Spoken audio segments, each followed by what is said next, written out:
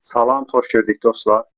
Bilirsiniz ki, bir neçə gündür İranla Amerika və İsrail arasında çox qızğın döyüşlər gedir və bu döyüşlərin gedişatında 2 gün bundan öncə Azərbaycan ərazisinə də bir neçə dron gəlib düşmüşdü. Bu hadisədən dərhal sonra İlham Əliyev çıxdı, İranı çox sərt şəkildə təhqir etdi. Bu təhqirlərin fonunda gəlin görək İlham Əliyevin məqsədi nə ola bilər? Mənim düşüncəmə görə bu hərəkətlərlə İlham Əliyev bir neçə məqsədi qarşısına qoymuşdur.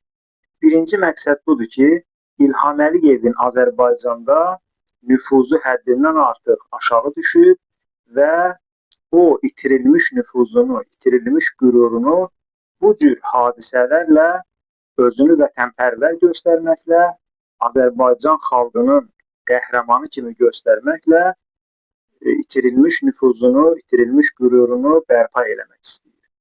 İkinci bir məsələ onun ailəsinin üzərində olan ittihamları öz üzərindən rədd eləmək məqsədi güdür. Yəni onun ailəsinə, xüsusən onun gəlininə qarşı olan ittihamları, olan sübutları öz üzərindən atmaq istəyir və bu məsələni kölgədə qoymaq istəyir.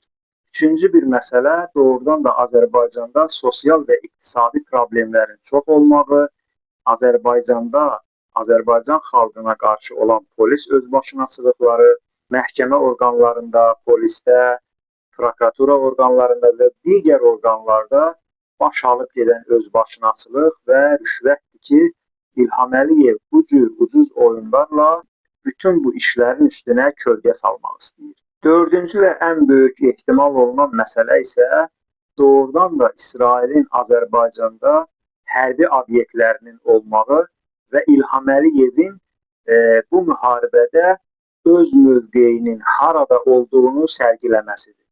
Hər bir halda İlham Əliyev öz mövqeyini ortaya qoydu və İran da İlham Əliyevin mövqeyinin nə olduğunu gördü.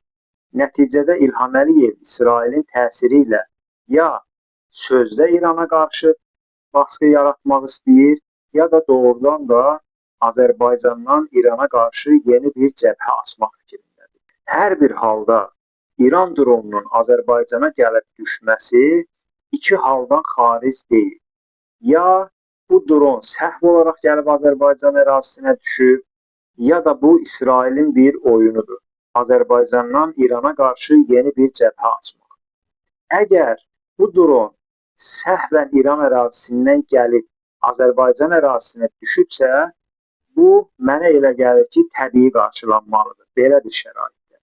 Çünki İran hal-hazırda dünyanın ondan artıq ölkəsi ilə müharibə şəraitindədir. Xüsusən hava müharibəsi gedir və hər hansı bir raketin, hər hansı bir dronun bəzən başqa qonşu bir ölkənin ərazisinə düşmə ehtimalı var. Amma İlham Əliyevin bu cür mövqe ortaya qoymağı, bu cür təhqiramiz, düşünülməmiş və emosional yanaşması bu İlham Əliyevin səhv bir addım atdığını ortaya qoyur. Mənə elə gəlir ki, əgər bu məsələ səhvən baş vermişdirsə, İlham Əliyev bu məsələni diplomatik yolla da həll edə bilərdi. Yox, əgər bu senari İsrail tərəfindən qurulubsa, İlham Əliyev bu senarinin baş rolunu oynayır və Azərbaycan xalqını arzu olunmaz bir müharibəyə sürükləməyə hesablanır. Hər bir halda İlham Əliyevin ortaya qoyduğu mövqe, apardığı xarici siyasət çox yanlış bir siyasətdir. Və onun dron hadisəsindən dərhal sonra çıxıb bu cür bir mövqe ortaya qoymağı İrana da sübut etdi ki, görsün ki, Azərbaycan hansı mövqedə qərar tutur. Hər iki halda İlham Əliyevin başqa bütün siyasətlərinin yanlış olduğu kimi bu məsələdə də apardığı siyasətin yanlış olduğunu gördük. Bu onu göstərir ki, İlham Əliyev Azərbaycan xalqının mövqeyini təmsil etmir. İlham Əliyev hansısa xüsusi xidmət orqanlarına çalışır və Azərbaycan xalqının həqiqi düşməni elə İlham Əliyev və onun başındakı quldur polis dəstələridir. Mənim öz şəxsi fikrimi soruşası olsaz, İlham Əliyev İsrailin, Amerikanın və İngilislərin Qafqazdakı ən böyük dayaq nöqtəsidir və Azərbaycanın yeraltı və yerüstü sərvətlərini onlara verməklə, onların əmrlərinə sözsüz söhbətsiz tabe olmaqla, onların göstərişini yerinə yetirməklə öz hakimiyyətini uzatmağa çalışır. Yoxsa Avropa və Amerika yaxşı bilir ki, Azərbaycanda nə demokratiya var, nə azadlıq var, nə söz azadlığı var, nə insan haqları var, heç bir şey yoxdur. Avropanı və Amerikanı da susmağa məcbur edən İlham Əliyevin onlara verdiyi milyonlar və milyardlardır. Bu məsələ İlham Əliyevin xaricə gedəndə xarici dövlətlər tərəfindən, xüsusən Avropa dövlətləri tərəfindən və şəxsən Trump tərəfindən necə canfəşanlıqla qarşılaşdığını görərkən bizə daha da aydın olur. Sonda isə əziz Azərbaycan xalqına üzümü tutub demək istəyirəm ki, əziz Azərbaycanlılar, İlham Əliyevin, İsrailin və Amerikanın Azərbaycan xalqını apardığı uçuruma salmaq istədiyi tələyə düşməyin. İlham Əliyev sizin atalarınızı, qardaşlarınızı, övladlarınızı Amerika və İsrailin mənafeyi naminə qurban verməyə hazırdır. İlham Əliyev vətən dərdi çəkəsi olsaydı, elə Rusiyada Azərbaycan təyyarəsinin vurulması məsələsində də normal qəti bir mövqe ortaya qoyardı. Əziz Azərbaycanlılar, çalışın bu məsələdə İlham Əliyevin qurduğu oyuna düşməyin.